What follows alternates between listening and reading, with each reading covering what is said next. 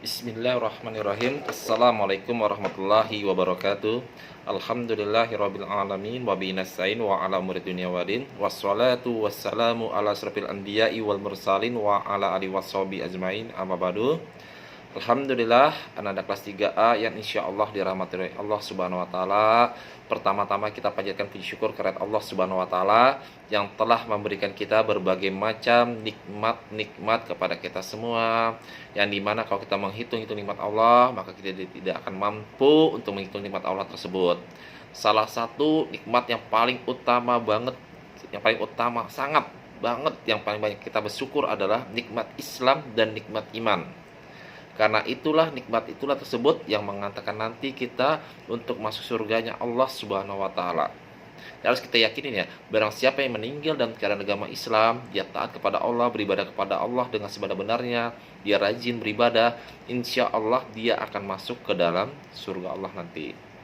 Tidak lupa kita ucapkan salawat kepada Nabi Muhammad SAW, kepada para sahabat-sahabatnya, kepada para pengikutnya yang tetap istiqomah hingga akhir zaman dan memperjuangkan Islam, dalam membela Islam hingga akhir hayatnya. Dan kita berdoa bersama-sama semoga kita bisa mengikuti jejak beliau, jejak para Rasulullah dan para sahabat-sahabatnya dan orang-orang yang soleh. Baik, anak kelas 3 sekalian, hari ini kita akan membahas buku 3B pelajaran bahasa Indonesia subtema 4, subtema yang terakhir ya. Nah, bisa dibuka ringkasan yang Bapak beri PowerPoint-nya. Nah, silakan dibuka di sana. Nah, yang pertama-tama kita akan melihat tentang masalah hewan. Nah, baik, ringkasannya adalah hewan. Ada beberapa jenis hewan di sekitar kita.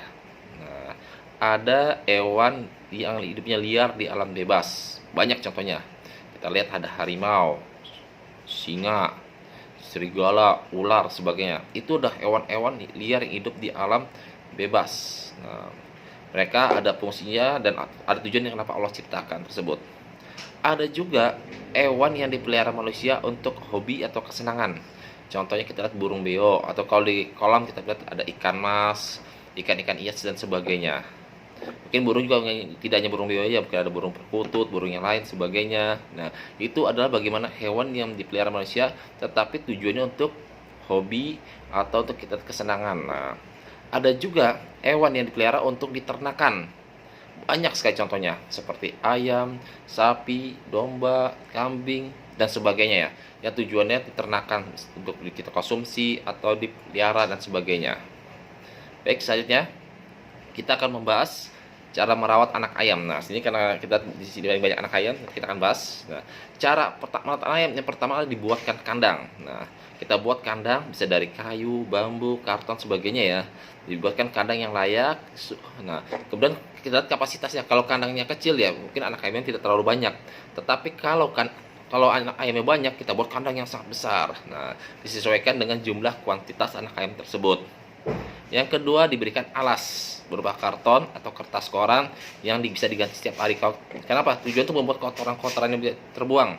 Jadi kan setiap anak ayam itu bikin kotoran, kita ambil kertas, kita buang, diganti lagi yang baru, jadi bersih kandang tersebut.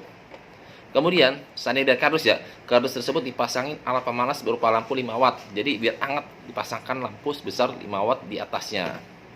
Yang terutama lagi adalah beri makan anak ayam berupa pur, karena anak ayam itu masih susah makan, kita kasih makanan berupa pur. Nah, itu bisa dibeli di tempat-tempat hewan ternak ya, ini ya, tempat-tempat makanan hewan ternak. Selanjutnya, cara merawat ikan mas koki. Nah, beri ikan mas secukupnya, kemudian gantilah air akuarium paling sedikit ya. Itu 2 minggu sekali. Kalau bisa malah seminggu sekali atau sebagainya. Kenapa? Karena kalau tidak diganti, ikan tersebut akan tercemar airnya, maka harus kita ganti minimal 2 minggu sekali. Kemudian habis diganti, isilah air akuarium itu dengan air yang baru, kemudian masukkan lagi ikan mas koki itu ke dalam akuarium tersebut. Selanjutnya, nah sekarang kita bahas tentang masalah cara perawatan sapi yang benar. Nah, di sini yang pertama adalah bagaimana kita memilih bibit sapi yang unggul. Nah, jadi sapi itu ada beberapa bibit, kita pilih sapi yang unggul, dibuatlah kandang yang nyaman, bersih, hangat, terkena sinar matahari dan kering. Jadi nggak boleh lembab. Kalau lembab sapi itu bisa kena jamur, virus atau sebagainya. Kemudian berilah makan dengan rumput kemudian dengan pakan-pakan yang lain minimal atau paling ini dah 3 kali sehari. Nah, baik, ini adalah materi kita untuk bahasa Indonesia. Untuk tugas, nah tugas sederhana aja nih. Di sini ada 3 tugas ya. Yang pertama adalah ayo menulis di halaman 127, kemudian ayo jawab di halaman 147, dan ayo lakukan di halaman 154. Nah, itu tugas dari bahasa Indonesia. Alhamdulillah, untuk pelajaran bahasa Indonesia kita telah menyelesaikan buku sub tema buku tema 4, berarti buku 3 telah kita selesaikan. Insya Allah nanti untuk pelajaran bahasa Indonesia selanjutnya kita akan membahas tentang buku 3C. Nah, mungkin itu aja yang dapat Bapak sampaikan. Sekali lagi, yang benar datangnya dari Allah, yang salah datang dari Bapak sendiri. Mari sama-sama kita tutup pelajaran kita ini dengan membaca doa kafaratul majelis. Subhanakallahumma bihamdik, asyhadu an la ilaha illa anta, astaghfiruka wa atubu ilaik. Kurang lebihnya Bapak maaf. Assalamualaikum warahmatullahi wabarakatuh.